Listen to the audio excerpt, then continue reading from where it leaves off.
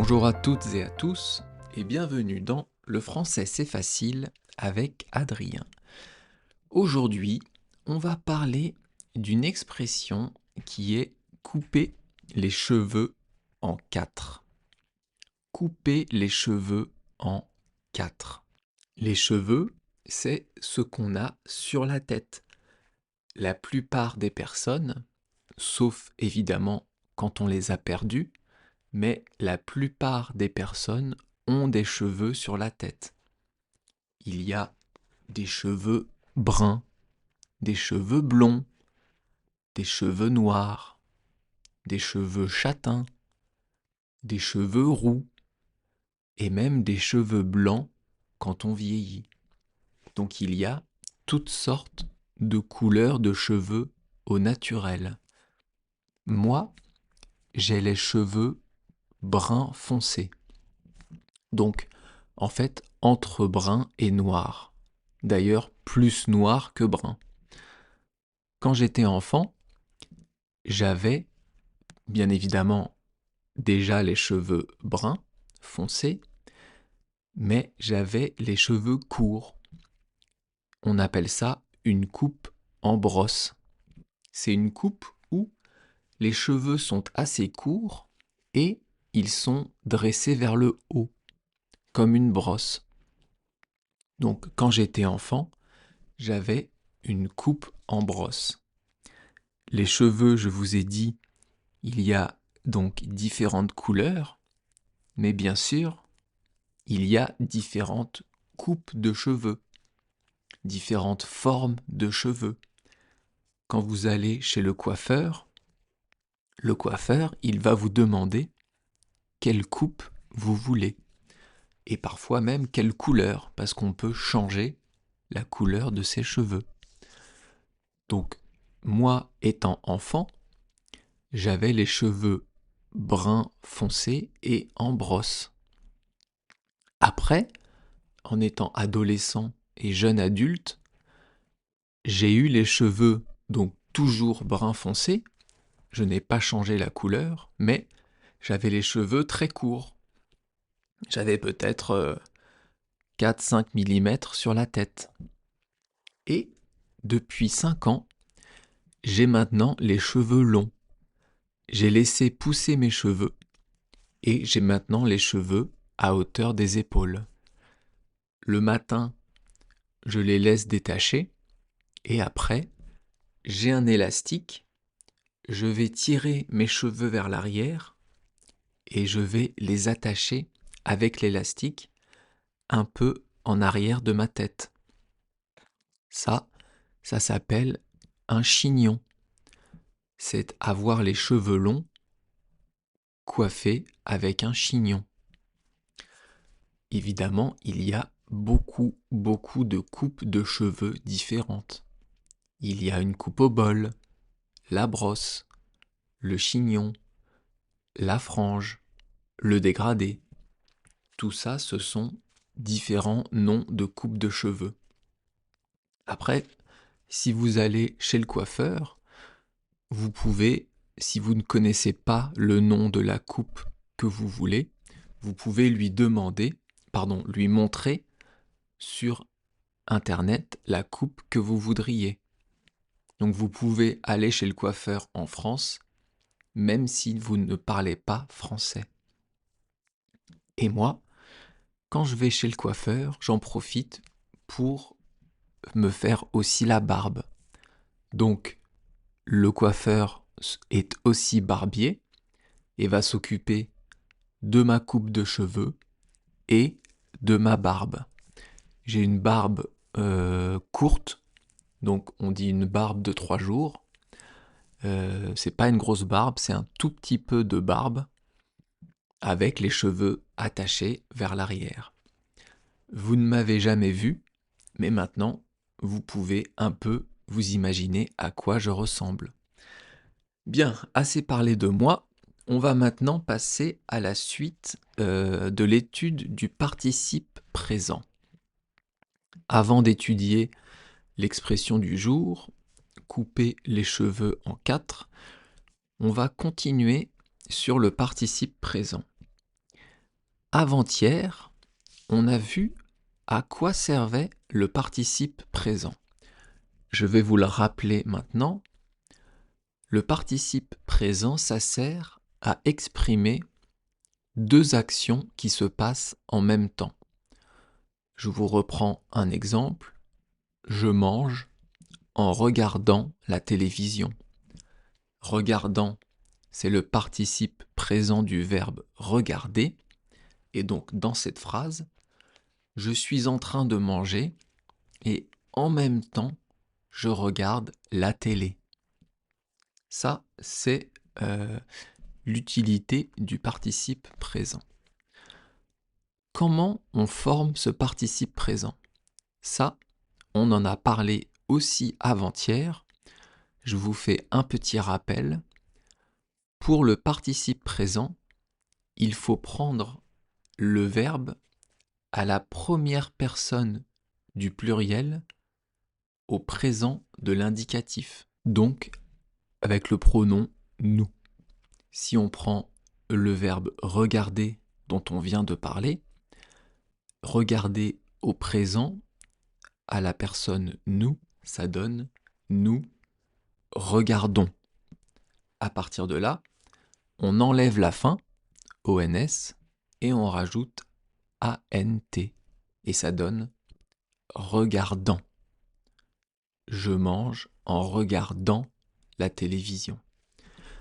Deux exceptions dont on a parlé aussi avant-hier, avoir et être, qu'il faut apprendre par cœur.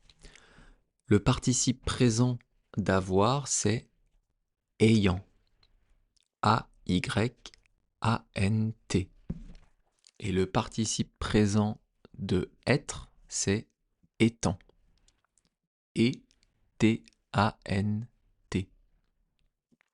Ça, c'était ce qu'on a vu avant-hier. Aujourd'hui, je vais continuer à vous parler du participe présent avec une mise en garde, quelque chose auquel il faut faire attention.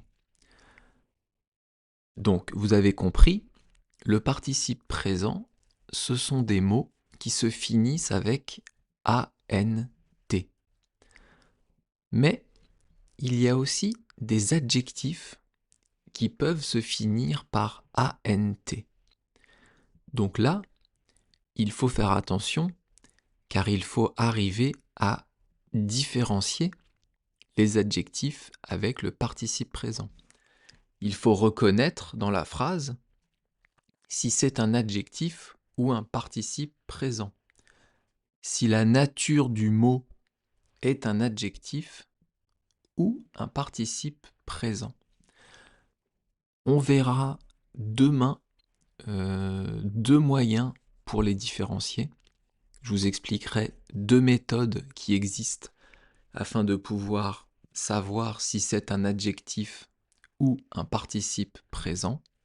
Donc demain, on continuera sur l'étude du participe présent. Mais maintenant, on va faire quelques exercices. On va essayer de trouver le participe présent avec les verbes que je vais vous donner. J'ai pris des verbes qui sont bien évidemment très courants en français, qu'on utilise beaucoup, afin que ça puisse vous servir si vous devez parler français. Ce qu'on va faire, c'est que je vais vous donner le verbe à l'infinitif. Je vais laisser quelques secondes afin que vous puissiez trouver le verbe conjugué au présent à la première personne du pluriel. Et après, je vais relaisser quelques secondes pour trouver le participe présent.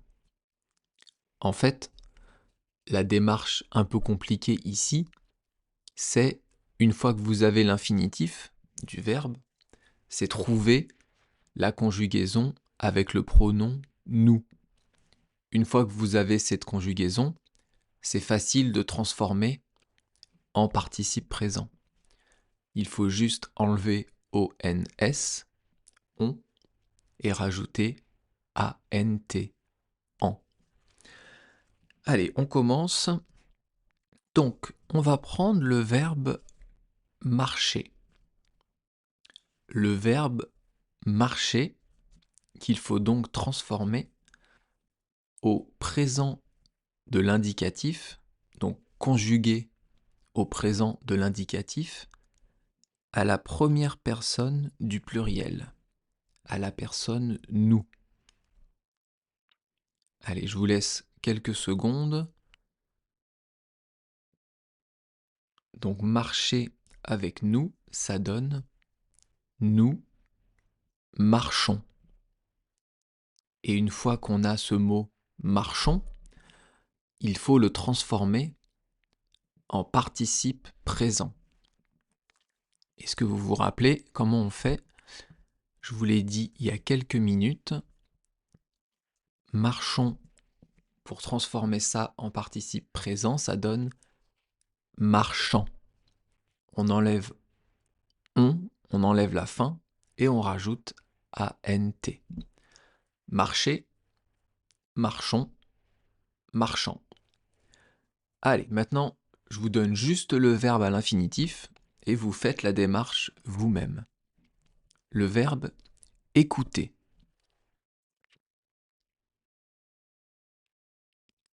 Écouter, ça donne nous écoutons.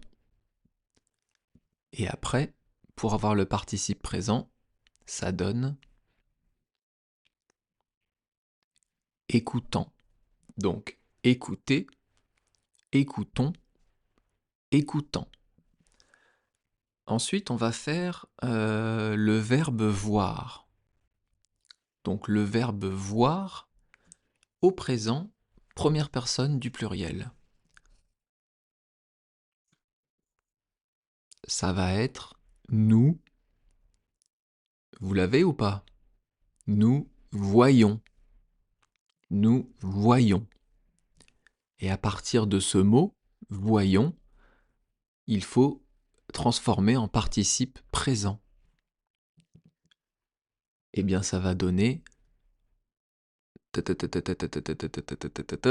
roulement de tambour, voyant. Voir, voyons, voyant. Allez, on continue. Un autre verbe, le verbe pouvoir. Le verbe pouvoir, qu'est-ce que ça donne avec le pronom nous au présent? Ça donne nous pouvons. Nous pouvons. Et donc le participe présent, ça donne pouvant. Donc pouvoir, pouvons, pouvant. Allez, on en fait un dernier. On va prendre le verbe, par exemple, mettre. Donc le verbe mettre qu'il faut conjuguer au présent avec le pronom nous. Eh bien, ça donne nous mettons. Nous mettons. Et on transforme en participe présent et ça va donner mettant. Mettant. Donc mettre, mettons, mettant. J'espère que vous comprenez. Si vous ne comprenez pas, évidemment, vous pouvez me laisser un message sur YouTube ou dans les podcasts ou bien sûr sur Patreon et j'y répondrai avec plaisir. Et maintenant, on passe à l'étude de l'expression du jour dont je vous ai parlé tout à l'heure, qui est couper les cheveux en quatre. Alors couper, ça veut dire quoi? Couper, ça veut dire diviser quelque chose avec un objet tranchant. Donc, on va dire, vous prenez une pomme avec un couteau, et bien, en utilisant ce couteau sur la pomme, vous allez peut-être la couper en deux. Donc vous allez diviser la pomme en deux parties. Couper, ça se fait toujours avec un objet tranchant. ça peut être un couteau, ça peut être aussi des ciseaux, ça peut être une scie. On va alors couper un arbre. On peut aussi se couper avec du papier. Vous savez, sur le papier, le côté du papier qui est tranchant, qui est coupant justement, eh bien, si on ne fait pas attention, on peut faire saigner son doigt avec du papier. Et ça, c'est pas agréable. Donc ça, c'est le verbe couper. On en a parlé déjà il y a un moment. C'était dans le podcast à couper au couteau. Voilà, à couper au couteau. J'ai pas le numéro sous les yeux, mais je vous laisserai rechercher si vous ne l'avez pas écouté. Donc on reprend l'expression. Couper les cheveux en quatre. Les cheveux. Les cheveux, on en a parlé au début du podcast. C'est ce qu'on a sur la tête. Les, c'est un article défini, pluriel et masculin, parce que on dit un cheveu. Cheveux, c'est un mot masculin. Et ici, c'est pluriel car il y en a plusieurs. Les cheveux, il y a plusieurs cheveux. Et enfin, la fin de l'expression, donc les deux mots qui restent, en et quatre, ça veut dire en quatre parties. 1, 2, 3, 4. Ici, on parle de couper un cheveu, donc avec un couteau, mais pas dans le sens de la largeur. C'est-à-dire que vous prenez un cheveu, vous allez imaginer que vous le prenez entre deux doigts, c'est pas couper le cheveu en quatre parties, c'est prendre le cheveu dans le sens de la longueur, donc de haut en bas, et essayer de couper le cheveu en quatre parties. Vous imaginez la finesse d'un cheveu? C'est impossible de couper un cheveu en quatre. Dans ce sens-là, en tout cas. Dans l'autre sens, évidemment, c'est très facile. Couper un cheveu en quatre dans le sens de la largeur, c'est très facile. Couper un cheveu en quatre dans le sens de la longueur, c'est impossible. Vous allez essayer,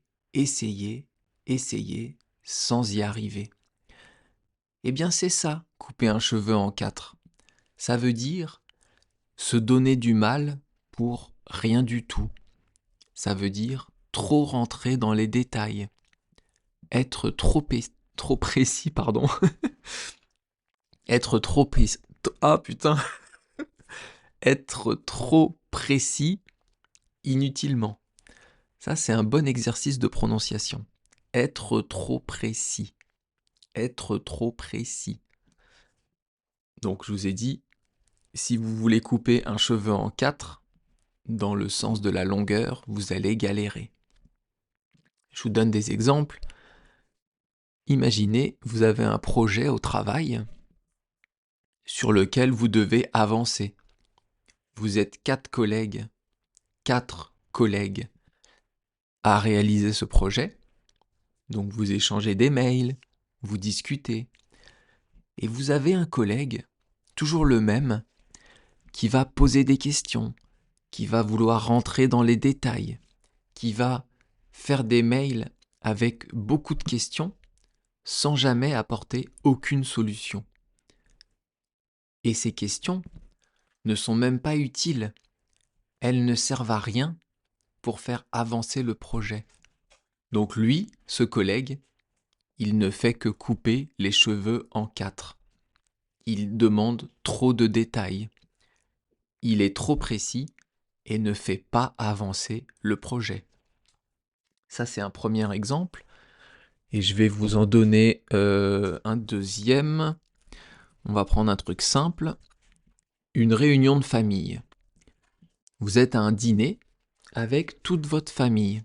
Ça peut être à Noël, ou pour un anniversaire, ou pour un mariage. Eh bien, à table, il y a toujours une personne, d'ailleurs ça va souvent être la même personne, qui adore discuter de tout et être en opposition avec tout le monde. Il va toujours vouloir rentrer dans les détails, relancer le débat, alors que ce n'est pas utile. Une fois que vous avez discuté, que chacun a donné ses arguments, la discussion peut changer de sujet. Mais non, lui, il veut toujours relancer le même sujet et poser des questions qui ne servent à rien. Eh bien, si vous connaissez bien la personne, puisqu'elle est de votre famille, vous pouvez lui dire « Ah oui, donc toi, en fait, t'aimes trop couper les cheveux en quatre. Tu adores couper les cheveux en quatre. » Et là, vous lui dites, en fait, que il est trop précis. Il demande trop de choses qui ne servent à rien. Alors, elle vient d'où, cette expression? Cette expression, elle vient du XVIIe siècle. XVIIe siècle, c'est de 1601 à 1700. À l'époque, on disait fendre un cheveu en quatre. Pourquoi on disait fendre? Je pense que c'est parce qu'à l'époque, on utilisait beaucoup la hache pour travailler. Et avec une hache, on dit qu'on va fendre du bois. Quand on a un gros rondin qu'on veut couper à la hache en plus petits morceaux, on va fendre ce rondin avec une hache. Donc je pense que le verbe était utilisé pour avoir un rapport avec les outils de l'époque. Je vous donne des synonymes de couper les cheveux en quatre. Donc je vous donne des mots qui veulent dire la même chose. Couper les cheveux en quatre, ça veut dire chipoter. Vous pouvez dire aussi pinailler ou discutailler. Tous ces verbes veulent dire la même chose.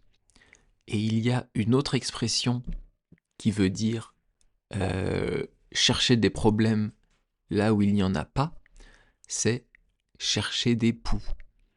Cette expression, on va la travailler, on va l'étudier un jour, je ne sais pas quand, dans quelques semaines, dans quelques mois, peut-être dans quelques années, on verra. Let's wait and see.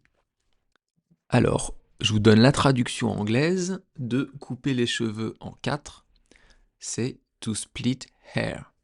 Donc si vous dites arrête de couper les cheveux en quatre à quelqu'un, vous pouvez lui dire stop splitting hair pour la version anglaise.